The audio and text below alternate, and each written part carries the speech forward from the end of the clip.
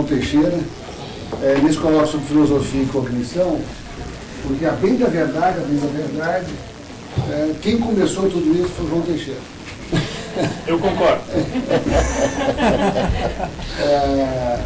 O professor tem uma formação na USP, depois estudou na Unicamp, na área de lógica e filosofia da ciência, mas logo se inclinou para esse lado, fez um doutorado na Inglaterra e começou a trabalhar nessas conexões, se interessou por isso, e desde 1993 tem uma linha de pesquisa lá no pós-graduação da Universidade Federal de São Carlos, que é justamente nessa conexão com filosofia da mente e cognição. Então não poderia faltar a presença do professor João Teixeira aqui nesse nosso conversa, nesse nosso colóquio. É um grande prazer tê-lo aqui, João. Nós vamos praticamente fechar esta parte de exposições. Nós teremos apenas mais uma comunicação hoje à noite do Patrick Hager, e é ótimo tê-lo aqui, então, fazendo esse fechamento dessa parte, digamos, em português. A conferência da noite será em inglês. Muito obrigado por ter vindo, por ter aceitado o nosso convite. Eu que agradeço. Os nossos agradecimentos pelo trabalho prolongado desses de mais de 25 anos trabalhando nessa conexão e que a gente tem tentado aí tocar adiante com alguns recursos de máquina, que é uma das coisas sobre as quais você vai falar. Obrigado. Obrigado, Adriano, obrigado a Sofia, que na Estela, todo mundo, que eu sei que não é brincadeira montar um congresso, montar um simpósio, fazer essas engrenagens funcionarem. Do que eu vou falar hoje? Eu vou falar de uma coisa que nós estivemos falando a tarde toda, que é de ética, de moral, de naturalização da ética, naturalização da moral, etc, etc. Mas há um ramo hoje de uma coisa que se chama Machine Ethics, tá? E esse ramo ele começou a ser desenvolvido há pouco mais de uma década, tá? Normalmente, quando a gente toca no assunto de dizer, eu vou discutir a ética das máquinas ou a ética aplicada à robótica, que é a roboética, as pessoas têm uma espécie de falsa representação, uma espécie de representação mitológica, que nós estamos discutindo as questões éticas de robozinhos humanoides, e etc, etc, quando na verdade as questões que são tratadas são realmente de outra natureza, né? Na verdade, o que tem se transformado num grande problema, na medida em que praticamente toda a nossa vida está intermediada por algum tipo de máquina o tempo todo, né? Eu sempre falo que se um marciano olhasse para o planeta Terra, ele ia dizer, puxa, aquele lugar é um lugar onde fica um monte de homenzinhos, um monte de gentinha cuidando de máquina o tempo todo. E parece que essa hoje realmente a nossa relação com a tecnologia, né? Ou seja, nós estamos vivendo um momento onde nós estamos nos adaptando à tecnologia e não vice-versa, tá? E isso muda muito as coisas, né? Bom, então o que eu quero falar é realmente sobre quando eu digo Machine Ethics, quer dizer, as nossas relações com as máquinas e os problemas que surgem desse tipo de coisa. Ou seja, nós estamos mais ou menos na fronteira com uma coisa que agora está recebendo mais atenção da filosofia, que é a filosofia da tecnologia, tá? A filosofia da tecnologia ela esteve sempre meio à deriva quando a gente estuda os vários tipos de filosofia disso ou daquilo, tá? Bom, deixa eu começar falando sobre o seguinte. Eu quero começar falando de um movimento que é bastante forte hoje na Inglaterra, principalmente na Universidade de Oxford. Há um centro de estudos sobre esse tipo de assunto, que é o transhumanismo. Veja bem, desde o final do século XIX, existe um grupo de pessoas que resolveu fazer o seguinte, tomar as rédeas do processo evolucionário na tentativa de uma melhoria da espécie humana. Uma pessoa que foi citada aqui há alguns minutos atrás, que era justamente o Orson Welles, que ele falava, bom, não existe triângulo instantâneo, não existe quadrado instantâneo, etc, etc. O Orson Welles era um dos pioneiros em falar disso. A raça humana, a espécie humana, precisa ser modificada, precisa ser melhorada. Outra pessoa também no fim do século XIX que falava isso era o Thomas Huxley. Thomas Huxley era um grande amigo do Charles Darwin e avô do Aldous, que escreveu O Admirável Mundo Novo. O Thomas Huxley também falava desse tipo de coisa. Tá? A grande ideia, quer dizer, por que depois eles foram se chamar de transhumanistas, a gente vai ver no segundo, mas a grande quebra que foi definindo esse movimento foi mais ou menos eliminar uma certa visão religiosa da natureza e do próprio ser humano, no sentido de dizer, nossa, puxa, não, mas nós somos a natureza, ela é tão bela, ela é tão admirável, que nós não devemos interferir nela. Ou o ser humano, não, o ser humano é o ser criado, a imagem semelhante de Deus, etc, etc, e não devemos interferir nele. Outras pessoas diziam o seguinte, mas que loucura é essa você tentar interferir no curso da evolução, sabe lá o que vai acontecer a hora que você fizer isso. E há transhumanistas contemporâneos que têm tratado isso de uma forma bastante divertida. Eu me lembro de um que ele dizia o seguinte, mas que natureza maravilhosa, coisa nenhuma. Você pega só o caso do ser humano. O ser humano tem uma próstata e a uretra passa por dentro dessa próstata. Que porcaria de engenharia. Isso só podia mesmo levar a entupir, a trancar a uretra. Porque a história é essa de que a próstata nunca para de aumentar, né, até chegar ao tamanho de uma mão papaya quando você está com 60 anos, porque não para de correr hormônio para fazer com que ela aumente, deveria parar. E há um outro mais gozador ainda que dizia o seguinte, a natureza é muito bonita, imaginem, pega o caso do morcego, que é bicho pior, o morcego faz cocô para cima e cai em cima dele mesmo. Então,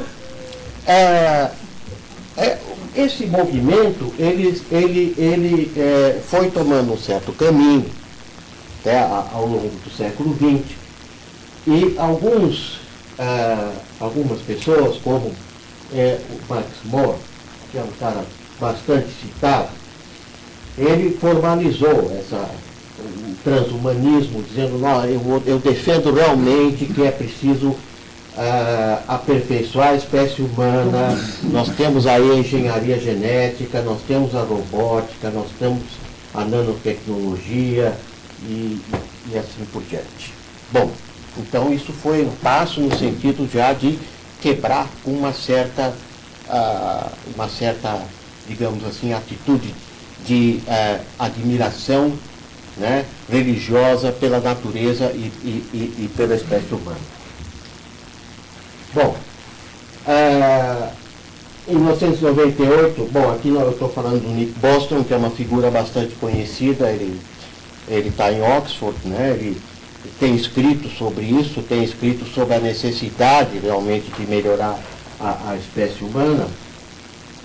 E também o David Pearce. O David Pearce é um filósofo que já esteve aqui no Brasil. Ele esteve na USP, ele esteve na Universidade Federal de Santa Maria, tá? Até onde eu sei, porque eu assisti uma palestra dele pelo computador, ele estava falando em Santa Maria. E o David Pearce, ele chega ele escreveu esse manifesto transhumanista, onde ele dizia o seguinte: seria bom se nós conseguíssemos alterar o nosso código genético para nos tornar criaturas um pouco mais eufóricas, para tornar a vida um pouco mais suportável, tá? E ele dizia isso: bom, mas por que o senhor não toma uns remedinhos, etc, etc? Não, isso não é uma boa ideia, porque nós temos problemas dos efeitos colaterais, que a gente precisa pensar em algo como subir um pouco o grau, né, de euforia das pessoas. Isso vai ser benéfico para aguentar melhor a vida. Bom, então, hoje nós temos um movimento transhumanista, tá? Que ele está ligado a isso, né? A reforma do corpo, a reforma da mentalidade, né? O grande temor é a autodestruição, tá? Que hoje é uma coisa realmente reconhecida, né? Vários filósofos e até, eu me lembro até de uma palestra quando o Edgar Morin esteve aqui no Rio Grande do Sul, que ele falava disso. Nós estamos com um problema de que a humanidade está caminhando para a sua autodestruição, né? E a modificação da espécie humana, é claro que, vejam bem, a gente tem que dar um belo desconto, porque existe algo um pouco sonhador nessa história, né?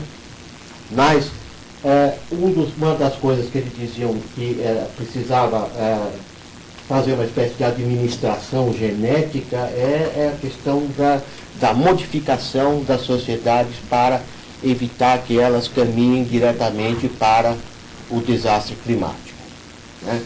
Por quê? Porque até agora as conferências mundiais sobre o clima, as tentativas de deter esse processo, elas não têm sido bem sucedidas. A conferência que houve em Copenhague, que eles chamavam de Copenhagen, né, que tinha alguma esperança de que alguma coisa saísse, fracassou. Provavelmente a conferência que nós vamos ter em Paris agora em dezembro vai fracassar também, tá? Existem coisas tenebrosas a respeito desse assunto. Eu, em fevereiro passado, escrevi um artigo para a revista Filosofia. Quando eu estava pesquisando, eu descobri que havia indústria petroleira que dava dinheiro para o Greenpeace e coisas assim, né? E que havia organizações pró-defesa do clima, que eram acionistas de montadoras de carro e de petroleiras. Então, ele disse: bom, por esse caminho não vai. Segundo, um outro problema que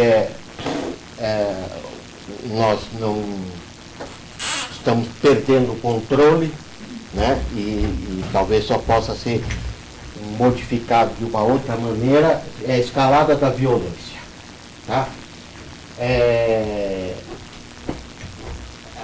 E as tentativas de administrar a violência também, elas têm sido extremamente fracassadas, né? Nós estamos, inclusive, caminhando por uma desigualdade sempre maior. E isso é uma coisa que tem sido notada, quer dizer, por assim dizer, o terceiro mundo, que não se falava mais essa palavra, né, que era palavrão, começou a falar em países em desenvolvimento, eles empobreceram, estão empobrecendo mais e algumas outras poucas partes do mundo estão acumulando mais bens e riqueza, né? No meio de tudo isso, você tem o problema da escalada da violência urbana, que está absolutamente fora de controle. Tá? Então, é uma coisa muito engraçada. Outro dia eu fui numa defesa de mestrado de uma moça que escreveu um trabalho sobre um livro do Steven Pinker, onde ele fala que a violência vem diminuindo. Né? Isso é uma coisa muito estranha, porque tudo depende da definição de violência e da percepção da violência. Né? A violência hoje, que é aquela que mais nos assusta, é a chamada violência urbana. E essa realmente aumentou. Bom.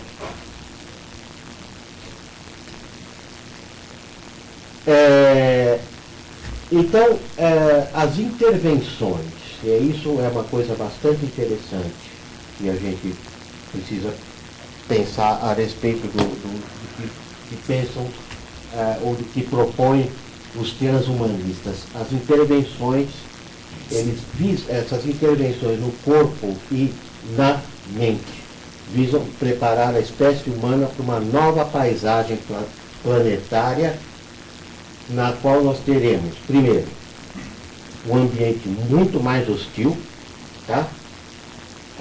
Pelo esgotamento de recursos naturais não renováveis. O caso da água é realmente emblemático, né? Nós teremos esse problema de uma maneira cada vez mais séria, tá? Segundo, um aumento brutal da competitividade entre humanos, tá? E agora com mais uma outra coisa que está entrando no cenário, que são as inteligências artificiais, tá? De novo, quando eu falo de inteligências artificiais, eu não estou falando dessas coisas que a gente vê em filmes, né?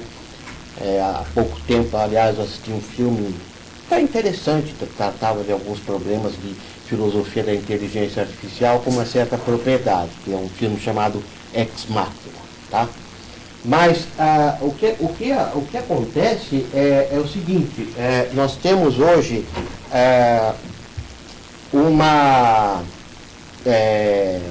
capacidade cada vez maior de fazer uma série de tarefas através de máquinas, e tarefas mentais, né?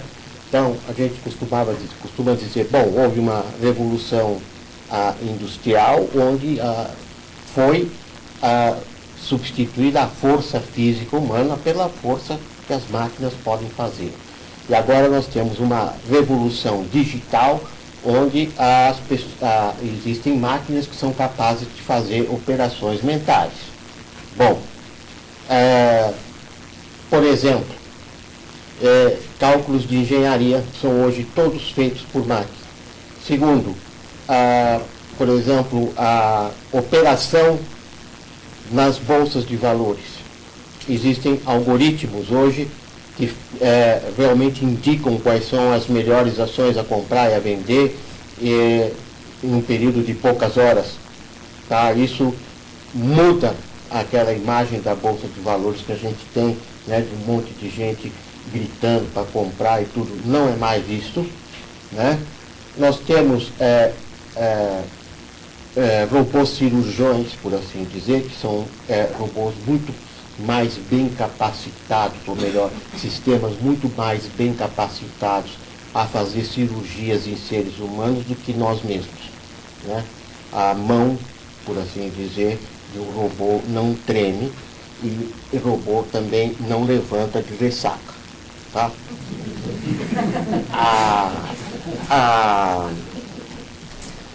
Existem outras coisas sérias a se pensar. Por exemplo, o carro autônomo. O carro autônomo é praticamente uma realidade.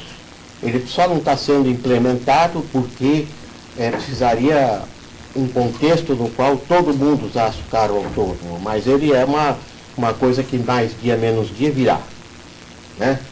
Isso vai dar um layoff enorme em termos de motoristas de ônibus, motoristas de caminhão, etc, etc, né? Um país como o nosso, ou pelo menos na cidade de São Paulo, onde eu vivo, que não consegue dispensar os cobradores, né? Imagine a hora que chegar alguém e disser, bom, vamos dispensar também os motoristas. O metrô de São Paulo, ele é em grande parte já operado por sistemas artificiais. O metrô de Paris, ele é quase todo operado por sistemas artificiais também. Bom, e aí começam alguns outros problemas que são que a gente já pode antever, né? No caso, como problemas éticos, que são os seguintes. Quando nós começamos a falar de sistemas mais sofisticados, quando nós começamos a falar, empregar a palavra sistema autônomo, nós estamos falando de máquinas, em primeiro lugar, que elas não fazem só aquilo que nós as programamos para fazer, porque elas são máquinas que interagem com o meio ambiente e aprendem novas rotinas, tá? Segundo, esse tipo de máquina, chamada máquina autônoma, não é uma máquina que eu possa desligar, tá? Bom, então imagine um pequeno cenário, né? Um pequeno cenário tipo Philippa Foot, né? Um desses trens é descontrolado, causa um acidente e mata algumas pessoas. Como que nós vamos discutir as responsabilidades civis que vão estar envolvidas nesse tipo de situação?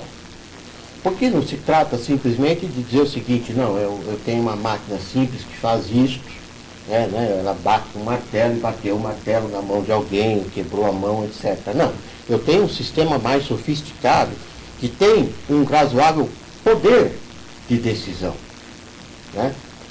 Bom, obviamente isso, os fabricantes desses sistemas, é claro, eles querem defender a autonomia e dizerem que a responsabilidade deles é limitada. E ou vocês aceitam as máquinas autônomas,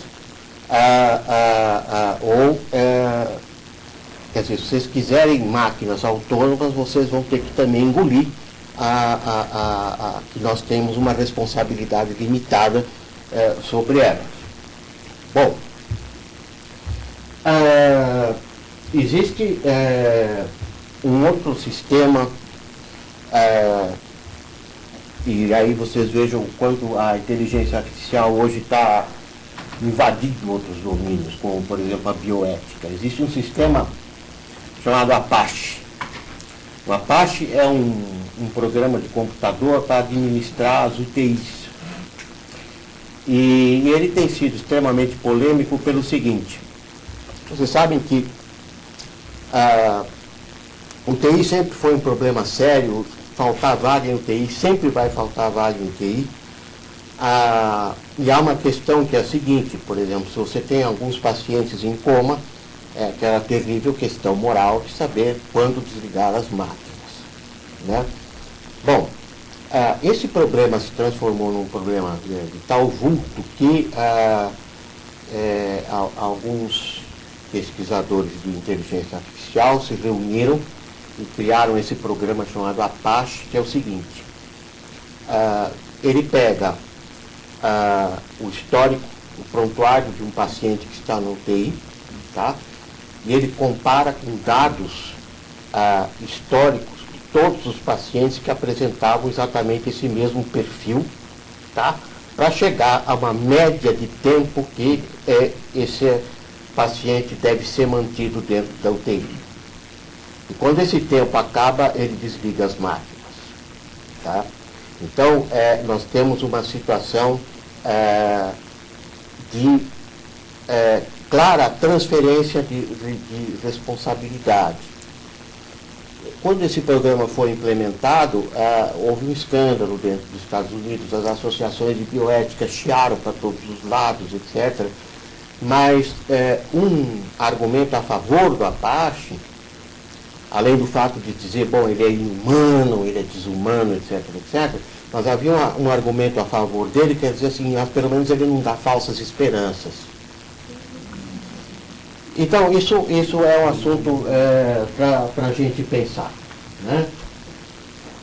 Com relação a isso, a perda do monopólio da inteligência, isso vai, claro, trazer questões antropológicas a respeito da nossa posição no universo, né? Nós fomos capazes de criar um mundo tecnológico no qual nós não temos lugar mais, né? Nós conseguimos fazer mais ou menos essa façanha. Então nós temos que, de certa maneira, nos repensar a nossa posição e vamos ter que repensar isso sem mais nos definirmos como os monopolizadores da inteligência e assim por diante. Isso estava muito tranquilo, mas não é mais. Bem, aí nós chegamos a um assunto que realmente tem causado uma certa polêmica com os filósofos da mente, que é essa questão da singularidade. Isso vazou, né, para fora da filosofia da mente, isso foi para alguns filmes, etc., etc., mas é uma ideia um tanto quanto assustadora, né? Porque é o seguinte, singularidade seria um momento em que a inteligência artificial se aproximaria muito ou se igualaria à inteligência humana. Tá? Bom, quando essa ideia apareceu no final da década de 90, todo mundo dizia isso é estratosférico, blá, blá, blá, blá, blá, blá. Hoje, você tem filósofos, que acho que são filósofos de um calibre bem interessante, né? Como, por exemplo, Sloterdijk. Ele fala claramente, olha, isso é um problema que nós vamos ter que enfrentar, né? Não bastando os filósofos, há físicos, o Stephen Hawking é um caso a ser pensado e considerado. Ele diz, bom, isso é um problema que nós vamos ter que enfrentar. Quer dizer, como é que nós vamos nos relacionar com sistemas que são tão inteligentes ou mais inteligentes do que nós, mas que não tem o nosso padrão de inteligência, que é a inteligência consciente, né? Então você vai ter uma superinteligência, mas não consciente. Bom, relacionando com inteligências não conscientes, isto aqui, né, que está diante de mim. Mas imagine se isto começar realmente a se desenvolver muito mais. E vocês sabem que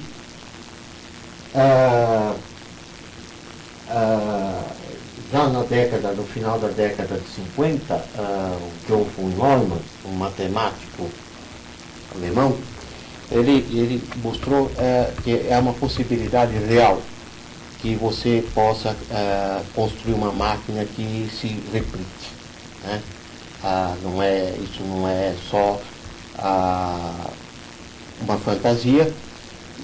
No Japão isso foi feito, tá? E com relação a aumentar a nossa própria ou melhor, que essas máquinas aumentem, não só reproduzam a nossa inteligência, mas aumentem, né? Existe aquela coisa que são os chamados algoritmos genéticos. Os algoritmos genéticos são algoritmos que funcionam no mesmo sistema da seleção natural. Tá? Você dá um problema, você dá várias soluções possíveis e ele vai afunilar. O que é interessante é o seguinte, muita pesquisa foi feita com algoritmos genéticos e mais interessante ainda é o fato de que algumas soluções para alguns problemas computacionais que foram resolvidas pelo algoritmo genético foram resolvidas de uma outra maneira completamente diferente da que nós normalmente resolveríamos, e em muitos casos nós não entendemos o sequenciamento que foi feito. Tá? Então, isso nos dá a ideia clara de que pode haver outros tipos de inteligência convivendo paralelamente conosco. Mais uma vez, a questão do monopólio. E aí, né, aí sim vem essa ideia de por que é chamado singularidade, porque essas outras máquinas inventarão outras máquinas por sua vez. Né? Então, nós teríamos essa ideia que a singularidade é o último invento humano, que daí para frente nós não teremos mais controle sobre a tecnologia. Bom, esse é um assunto seríssimo. Quer dizer, essa questão do controle sobre a tecnologia. Né? Alguns filósofos da tecnologia, como Jacques Ellul, mas contemporaneamente a ele, o próprio Heidegger, ele dizia, olha, há um grande problema que é o seguinte, nós perdemos o controle sobre a tecnologia. A pergunta que talvez caiba nesse caso é a seguinte, será que alguma vez nós tivemos controle sobre a tecnologia? Ou será que a tecnologia faz a sua história, tá, com outras regras que não são exatamente as mesmas regras que a gente supõe que a história humana faz? Bom, de novo voltando para temas antropológicos aqui. Existem várias pessoas que escreveram contra a inteligência artificial, dizendo que ela vai nos tornar descartáveis. Que tornar o ser humano descartável é exatamente aquilo que aconteceu, né, durante a Segunda Guerra Mundial, aquilo que o Primo Levi descreveu de uma maneira impressionante. O Primo Levi, vocês sabem, foi um sobrevivente de um campo de concentração, que fez um relato realmente chocante, né? Você vê o livro do Primo Levi, mas ele dizia, olha só o que acontece quando o ser humano ele se torna um ser descartável. Mas eu não acho que nós seremos descartáveis. Eu acho que a questão que a IA põe é que nós vamos ser redundantes. E aí nós temos um problema que é o seguinte, a inteligência artificial expõe toda a ferida do nosso sistema de ensino. Nosso sistema de ensino é igual ao que existia no século XVIII, certo? Nós temos classes, cadeiras, e a ideia é que todo mundo aprenda a mesma coisa e seja formatado da mesma maneira.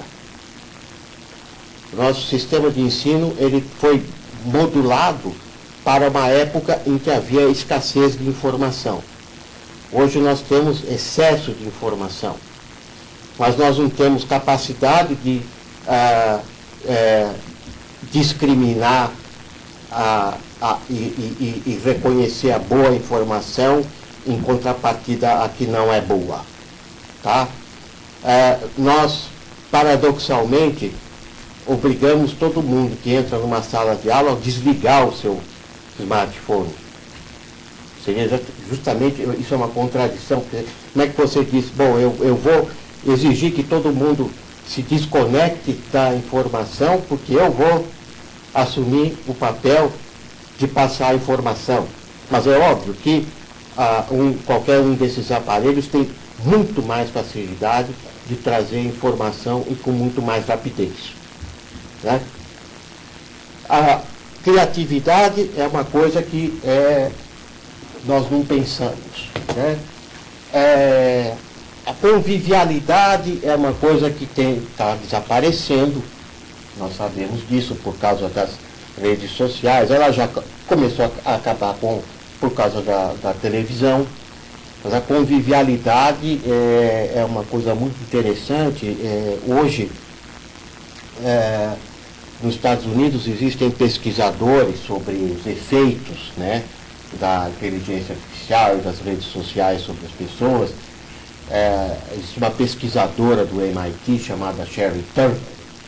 Ela acabou de lançar um livro onde ela diz o seguinte: olha, o que nós precisamos voltar a ter é a capacidade de conversar. É preciso que as pessoas voltem a se reunir para conversar. E talvez seria interessante que dentro da escola se proporcionassem janelas para que esse tipo de atividade fosse desenvolvido. Então, eu resumi de uma forma brutal, né? Nós estamos nos transformando em aplicativos. Tá? Então, isso é o que eu acabei de falar, né? A escola falhou, né? Era adaptada a uma ideia de escassez de informação. Hoje está sendo o contrário, né? E, bom, aqui nós temos outras posições extremas, uma como a do Stephen Hawking. Stephen Hawking fala que o planeta Terra é um caso perdido, né? Vamos esquecer, né? É uma posição muito dura, muito radical. E existe agora uma outra coisa, né, que está surgindo, que é a nossa automodificação através das hipertecnologias, que também traz uma enxurrada de problemas éticos. Tá? Bom, o que é essa automodificação? É a chamada mistura com as máquinas, né? Próteses, né? A velha ideia do ciborgue, né? A ideia que hoje está sendo desenvolvida com muito mais rapidez do que se imaginava, que é a do exoesqueleto.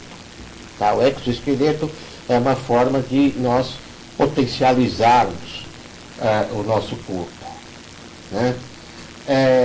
O implante de chips no cérebro, que era considerado uma coisa estratosférica, é algo que já está sendo feito, inclusive aqui no Brasil, Hospital Sírio-Libanês, pacientes que sofrem de epilepsia grave ou de parkinsonismo grave, eles recebem implantes de chips no corpo caloso para diminuir a atividade elétrica do cérebro. Tá?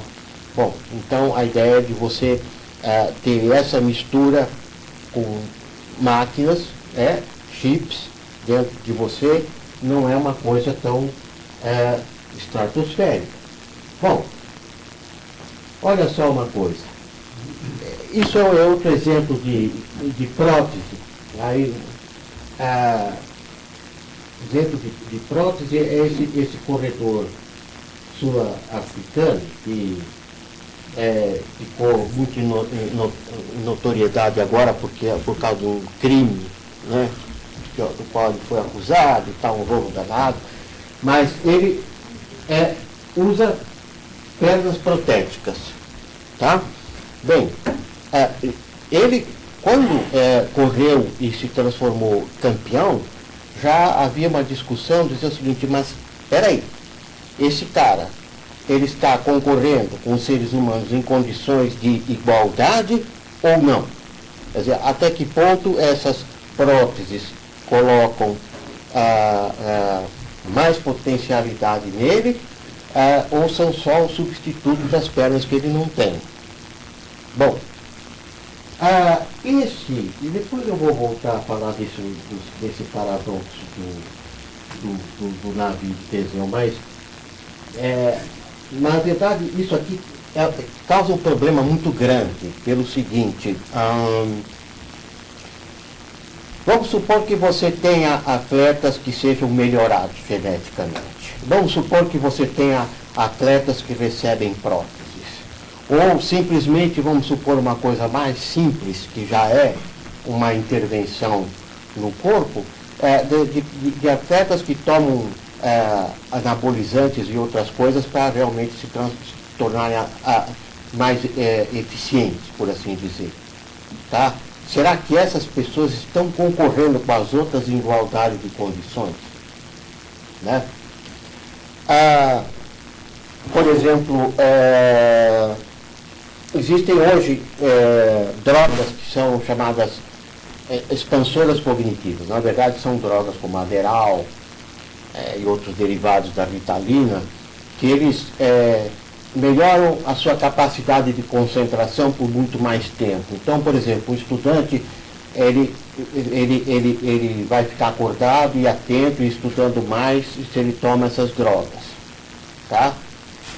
Esse estudante, quando ele vai fazer uma prova, um vestibular, ele está ou não em condições de igualdade com os outros estudantes? Tá? Bom, e aí vem outra questão. O que a gente deveria admirar mais? A gente, quando liga a televisão e vê assim uma pessoa diz o seguinte: nossa, ela era muito pobre, mas foi por si, não ganhou bolsa, só depois é que ganhou bolsa, etc. E hoje conseguiu ser uma grande saltadora, etc, etc. Bom, e ao lado dessa pessoa que fez todo esse esforço, né, existe uma outra que se transformou em saltadora simplesmente porque recebeu próteses e anabolizantes, etc. Quem nós admiramos mais? Nós admiramos mais, talvez, essa que tenha feito esse percurso. Mas, por que admiramos mais? O resultado é o mesmo. O resultado é o mesmo. Então, quando você pensa nisso, quer dizer, nessa possibilidade de você incrementar, né, o corpo, etc, etc, você está jogando fora um valor moral, né, que é um valor que pelo menos dito, né, que é a ideia de uma meritocracia.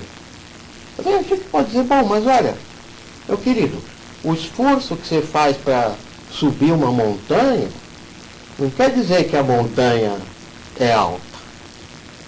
Então, talvez a gente vai ter que repensar um pouco essas questões. Bom, a ideia que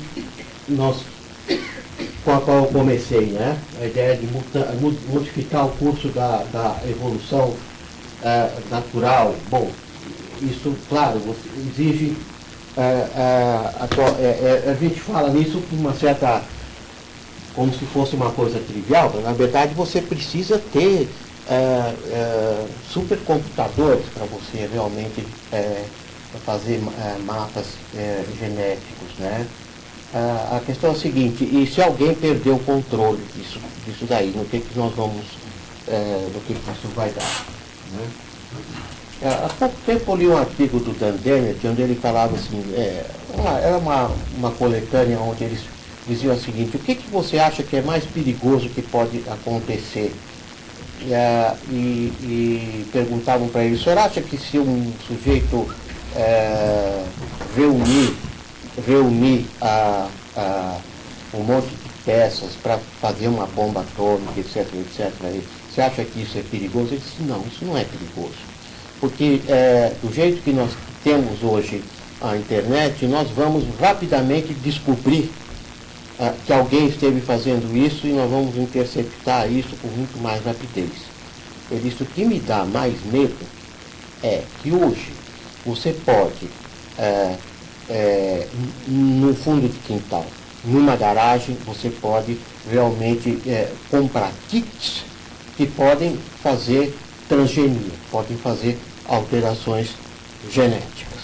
Isso é muito mais perigoso do que a molecada tentando comprar peça de bomba atômica na internet black. A internet profunda lá, como chama. Bom, então esse é o salto, né, que se espera, mas é um salto que eu diria um salto mortal. Isso aqui é o que eu acabei de falar para vocês, a questão das drogas de expansão cognitiva. Existe um problema complicado que agora se coloca. Em algumas escolas do Canadá está se exigindo que as pessoas tomem, os alunos tomem esse tipo de droga para melhorar o seu desempenho. Existem companhias de aviação que estão exigindo que os pilotos tomem essas drogas para ficarem mais em voos muito longos, ficarem mais tempo acordados.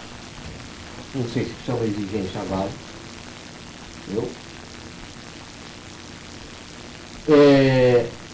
A acusação de que isso é uma nova eugenia, os transhumanistas refutam isso dizendo que, na verdade, não, porque as tecnologias elas vão sempre se tornando mais baratas. Né? Então, eu acho que nós temos que começar a pensar o seguinte: nós temos que começar a pensar que o transhumanismo ele pode ser uma ideia, um sonho, mas seja lá o que for, ele é uma coisa que está forçando a gente a repensar a nossa relação com a tecnologia, repensar a nossa relação com o nosso corpo, com as tecnologias invasivas do próprio corpo, tá? Já que hoje nós não estamos só acoplados à tecnologia, mas a ideia é que ela está invadindo o nosso próprio corpo. Tá? Existe um grupo de outras pessoas, tá? Que tem se contraposto ao que vem ocorrendo, né? E dizem que está na hora de a gente não ter mais uma atitude passiva por relação à tecnologia que vem surgindo. Né? Porque a gente tem uma atitude passiva, as inovações vão sendo apresentadas, nós vamos incorporando. Né? Se você acompanhar esse processo desde o século XIX, inventaram a luz elétrica, foram colocando a luz elétrica, ninguém votou para saber se era melhor ou era pior. Né? Mas hoje isso acontece com as inovações vêm forçando a obsolescência para se imporem cada vez mais, e nós temos uma atitude excessivamente passiva em relação à tecnologia. Tá? Então existem grupos de pessoas que dizem que, na verdade, nós precisamos ter uma atitude mais ativa em relação a esse tipo de coisa. Tá? Assim como você tem a discussão política, você deveria ter a discussão tecnológica, da gente fazer as nossas opções sobre o que nós queremos na história da tecnologia. Tá? Há um pensador que eu recomendo a respeito disso, que escreveu um livro muito interessante sobre isso, que se chama Andrew Feinberg. Tá? Então, isso que ele diz aqui, né, esse Andrew Feinberg, tá? Ele diz que a própria tecnologia ela proporciona a possibilidade de se autodiscutir, né? Nós hoje temos as redes sociais para isso, né? E, enfim, deixa eu voltar só um pouquinho, isso é só o começo da história, né? Isso é só o começo da história, porque nós vamos precisar ter construir, tá, uma ética nova, né, nova ou pelo menos uma extensão, ou talvez seja lá o que for, uma variação, uma outra disciplina, que regule ou que repense as nossas relações com essas novas criaturas. Tá? Então, por exemplo, nós temos campos onde isso avançou bastante. Por exemplo, quando nós pensamos na discussão filosófica que já vai há algumas décadas, que é em torno do direito dos animais, por exemplo, né? Então, digamos assim, nós estamos falando de outras subjetividades. Então, talvez nós tenhamos que pensar numa nova ética, ou uma ética que regule as relações nossas com os robôs e vice-versa, tá? Então, eu estava pensando hoje de tarde, quando a gente falou aqui, muito em filosofia experimental, eu me lembrei da ética experimental do Apaia e de outras pessoas. Talvez a robótica nos dê uma brecha, né? Uma esperança para a gente realmente transformar a ética num assunto laboratorial, né? E essas relações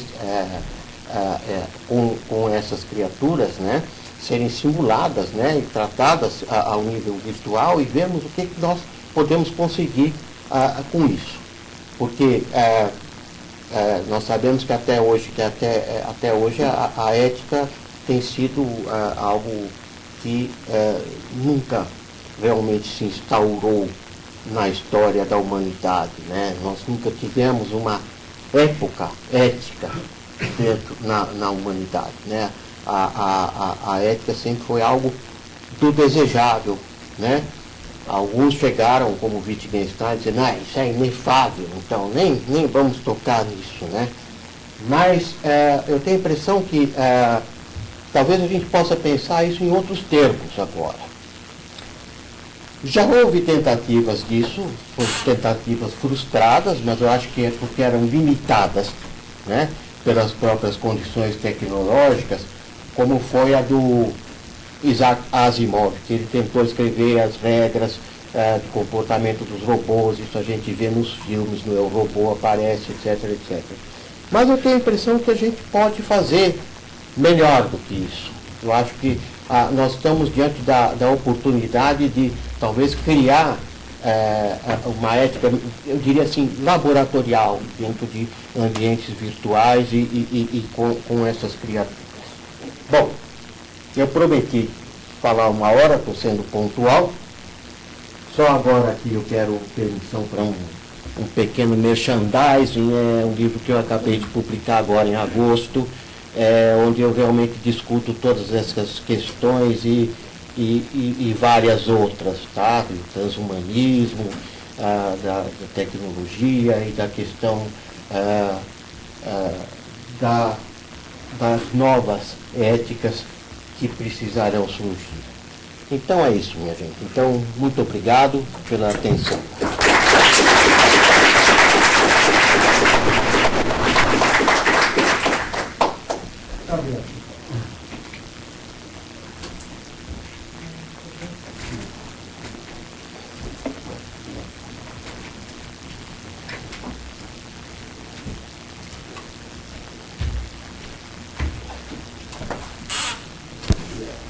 Sua proposta, então, é basicamente que a gente faça o que o Bostrom propõe que a gente faça, né? Que a gente pense em maneiras de minimizar os possíveis problemas dessas novas tecnologias. É isso? Penso que sim. Nós temos que, de uma certa maneira, aprender a conviver com elas. Tá? E não deixar que elas simplesmente acabem nos guiando, né?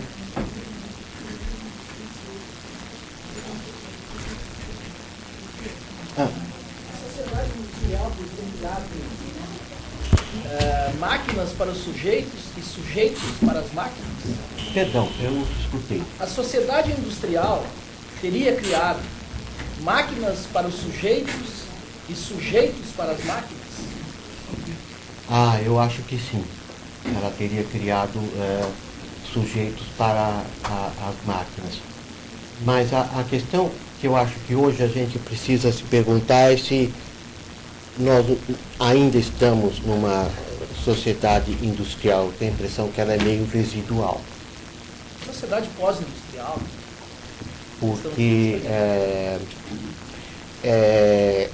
eu acho que nós estamos vendo uma situação, agora estou escrevendo um artigo sobre esse assunto, que é o seguinte, nós temos chamadas tecnoestruturas. Tecnoestruturas são, por exemplo, os nossos parques industriais, né? Por exemplo, você pensar no carro, o carro ele pressupõe toda uma tecnoestrutura, que é a fábrica das peças, mas também as estradas, os postos de gasolina, etc, etc. Essas tecnoestruturas, elas estão, de certa forma, bloqueando, né? Bloqueando o desenvolvimento da tecnologia. Tá? Então, é uma coisa muito engraçada, que é o seguinte, nós nunca vivemos um momento no qual o capitalismo industrial foi tão conservador. Tá? Porque, realmente, as pessoas temem hoje, por exemplo, para te dar um exemplo simples, se você desenvolver para valer, tá, uma tecnologia de impressora 3D, as consequências que isso seriam absolutamente devastadoras. Se você começar a desenvolver um pouco mais a nanotecnologia, ou seja, se depender muito menos de matéria-prima e de material, as consequências seriam devastadoras. As tecnoestruturas estão segurando a gente pelas pernas. Professor, apesar disso que você falou, eu acho que tem uma passagem no livro do Sr. da Costa, né? Eu acho que tem uma passagem no livro do Pinter, ele fala do joelho, né? E nunca robô poderia ter um joelho tão bom quanto o ser humano, né? Porque ele caprichou no joelho. Esse livro não tem problema, né? Agora o joelho é polêmico nesse ponto. Mas eu queria para você o seguinte, será que, por outro lado, a tecnologia também não está mudando na utilidade, quer dizer, por exemplo, na área da medicina, né? Esse exemplo que eu dei do médico, né? Por outro lado, vai ajudar o ser humano a entender muito mais. Sim. Então, enfim, é um pouco paradoxo isso, né? Eu tenho a impressão que a gente hoje vive uma situação, e esse é um problema ético também.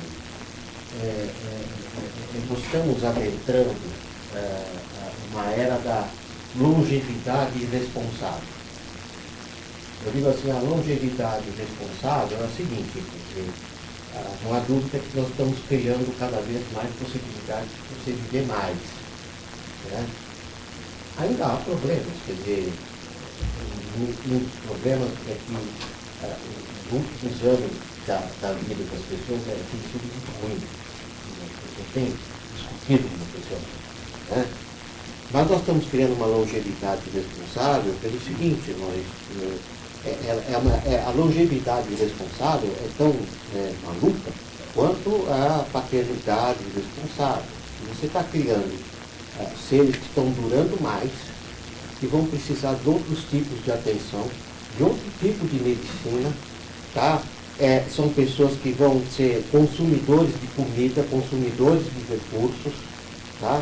E nós simplesmente, eu não falo isso só em termos brasileiros, eu falo em toda parte. Quer dizer, outro dia, durante uma viagem, uma pessoa falou, não, aqui na Europa a velhice é epidêmica.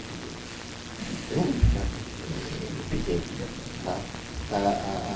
Isso, claro, só para muita gente está se aproveitando disso para dizer que precisa mudar os sistemas previdenciários. Eu creio que precisa mudar. talvez não nos queiram, que alguns querem, mas eu acho que está na hora das pessoas pensarem em uma longevidade responsável. Né?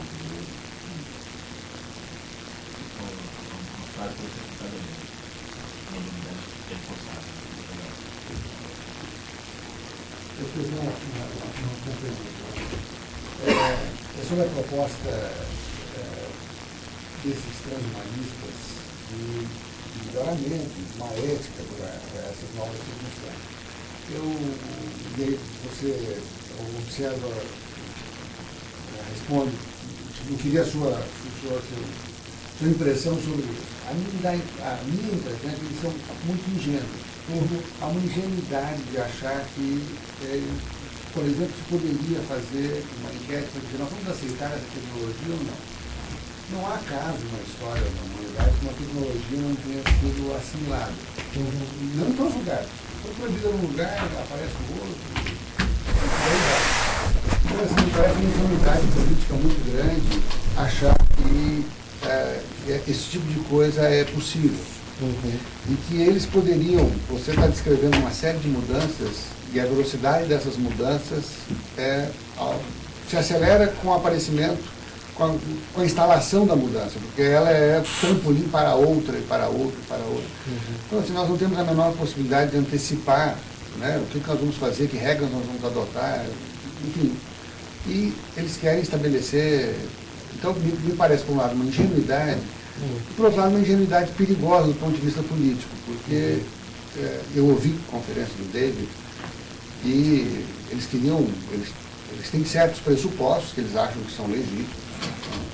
Por exemplo, que não se pode infligir dor, nós temos que evitar isso na natureza. E uma das propostas é que nós tínhamos que, inclusive, mudar os animais carnívoros para que eles não comessem outros animais. Todo mundo comer só planta. Né?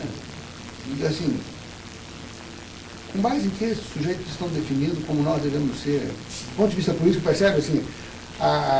Então, às vezes, eu entendo a premissa de fazer a discussão, mas me preocupa a proposta ingênua, por um lado, e, por outro lado, muito autoritária, de definir caminhos para o nosso futuro, e quem é que vai fazer isso, e que processo isso vai ser feito, etc. Então, eu queria um pouco a sua observação sobre isso. E a outra é sobre esse da longevidade. Porque várias mudanças que você aponta ainda parece, digamos, nós vamos ver, isso vai acontecer.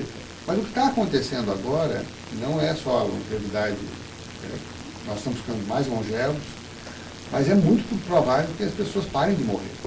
Né? É possível, processos biológicos de recuperação, é só descobrir. A regeneração do tecido. Isso é uma questão de tempo, porque há animais, há seres biológicos na natureza que não sofrem esse processo. Então, isso é possível. Então, como é que esse é um outro ponto que eu não vi tocado na sua menção, que me parece uma coisa mais dramática, porque nós já estamos vivendo isso, estamos influenciando, a longevidade nos influenciar a vida muito radicalmente. Olha, com relação à primeira questão, é o seguinte, como eu penso isso? Eu penso que justamente pelas tecnoestruturas e pelo que está estabelecido aí, né? E, por exemplo, hoje você não pode fazer uma mudança tecnológica que ela não reaproveite as tecnoestruturas que estão aí, certo? Ela não vai ser aceita, ela não vai ser implementada. Agora, o que aconteceu é o seguinte, nós mudamos radicalmente na história da tecnologia da invenção para a inovação. Então, se até pouco tempo havia invenções, né, e há coisas que foram mesmo invenções, televisão é uma invenção. Quando eu era pequeno, televisão era um artigo de luxo, né? E outras coisas que foram inventadas, por exemplo, o computador digital é uma invenção. Tá? Mas só que, justamente por causa eu diria exatamente dos interesses tecno-industriais, por assim dizer, as invenções estão quase parando. que você está tendo é uma quantidade enorme de inovações. Então, é o iPhone 1, 2, 3, 4, 5, 6. Mas não houve uma reinvenção, um repensamento disso. Né? A invenção do celular, o que ela foi? Ela foi a conjugação de várias invenções numa coisa só. Esse é um processo de história da tecnologia que é estudado por várias pessoas, como Simon Don, Jacques Ellul, essas pessoas todas realmente estudam o que é a história da tecnologia e não da ciência. A tecnologia é porque junta coisas. Mas agora você tem, então, o que você tem é isso, é realmente a iPhone, isso aqui. Né? Ou até coisas que estão muito ruins. Como, por exemplo, pegar o Windows 5, era melhor que o 10. Eu tinha um Windows 8 e me ofereceu lá, instale o 10 de graça, tal. Instalei o 10, tinha um horror. Tirar a volta para o 8, ficava melhor. Né? Então, eu acho que isso é um problema, a questão da inovação. Né? Eu acho que está ao nosso alcance boicotar as inovações. Isso sim. Tá? Agora, com relação à longevidade, eu acho que existem vários estudos sim, no sentido disso, de conseguir cumprir técnicas de regeneração de tecido. Isso é tudo. Né? Porque, digamos o seguinte, vai ser a salvação do sistema de saúde, do sistema penitenciário, tudo. Agora, essa questão de que você não vai morrer mais, eu, pessoalmente, já não sabe. Não vou mais. É bom viver bastante, com saúde, mas eu não quero isso. Acho que essa seja uma decisão muito radical.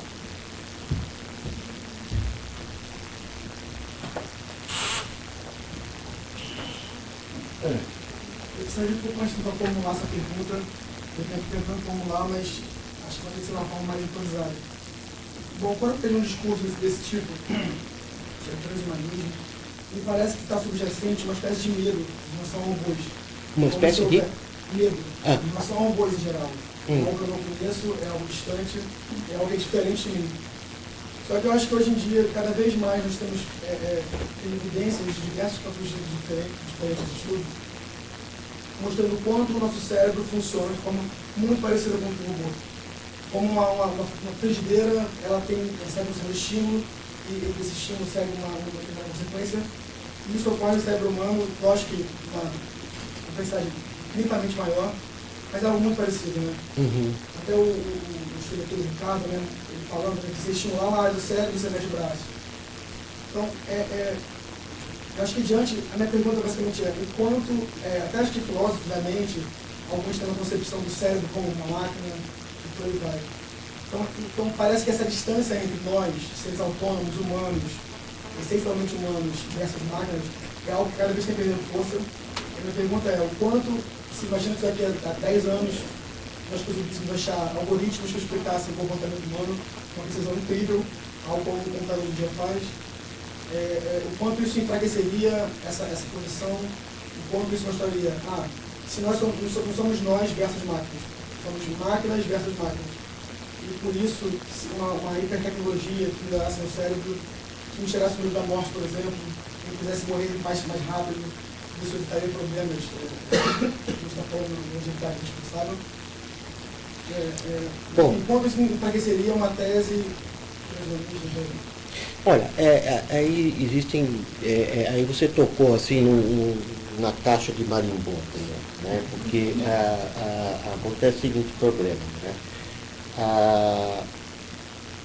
Existem projetos, por exemplo, existe um projeto chamado Blue Brain, que é um projeto que está sendo implementado na Suíça, e a IBM também pôs dinheiro em cima, etc, etc. E eles estão tentando criar uma simulação computacional, tá? De cérebros simples, entre aspas, que sejam de dados, etc, de partes, etc. Então esse é um caminho que está sendo seguido, quer dizer, é um caminho de simulação da inteligência e de outras capacidades cognitivas via ciência da computação. Tá? E se aposta muito em cima disso. Tá? Se aposta muito porque também a quantidade de invenções e outras coisas que vão poder ter uma aplicação industrial ou poderão ser comercializadas vão ser muitas.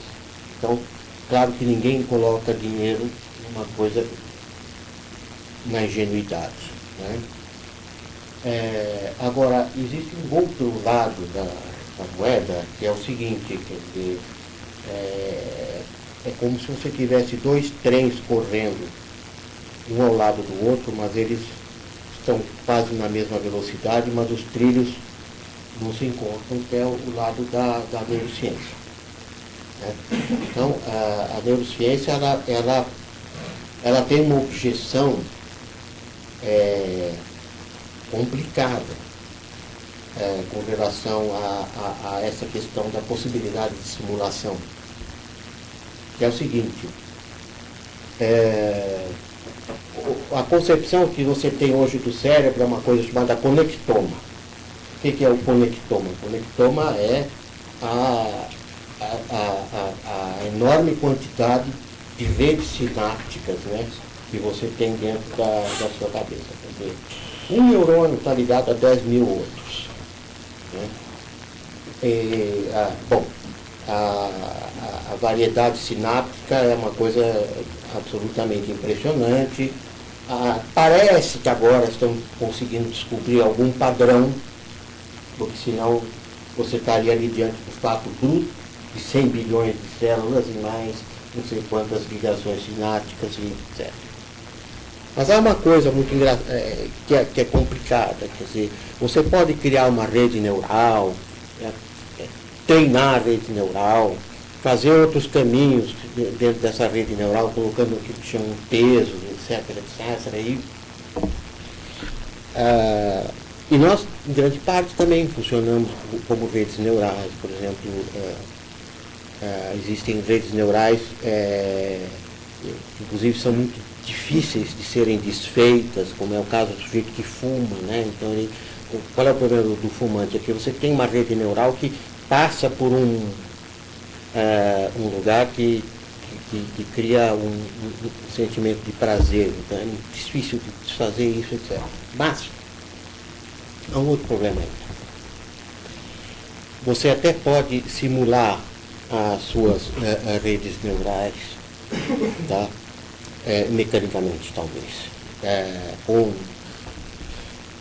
Mas acontece que há um outro fator que é o seguinte: as redes neurais dos animais, elas não só são capazes de se reconfigurar, mas elas são capazes de crescer. Né? Você tem determinadas sinapses que são capazes de começar a gerar outro tipo de conexão sináptica que não existia. Existe um livro muito interessante de um belo livro de um neurocientista chamado Eric Kandel. O Eric Kandel escreveu um livro muito bacana, chama Em Busca da Memória. Né? E ele mostra isso. Quer dizer, ele mostra uma coisa muito interessante, que é o seguinte: determinados comportamentos, o aprendizado de determinados comportamentos, não é só que configura redes, gera redes. Existe o crescimento sináptico. Então, eu realmente não sei como que uma rede neural artificial conseguiria imitar o crescimento sináptico. É uma questão... Se isso ocorresse, isso é um paradigma atual que pode ser talvez refutado ao mesmo tempo. Se se conseguisse criar uma rede neural idêntica ao ser humano, vários testes, né? Pode. Um dia, você acha que isso enfraqueceria se não fosse humanos versus robôs, né? Robôs mais simples versus robôs mais complexos? Eu acho que essa questão perdeu um pouco de sentido, né? Tem um problema. Uma robôs menos complexos e mais complexos, mais simples. Mas existe um grande problema que é... Eu não estudei isso muito ainda não, mas o Nick Bostrom, exatamente, o Nick Bostrom, ele fala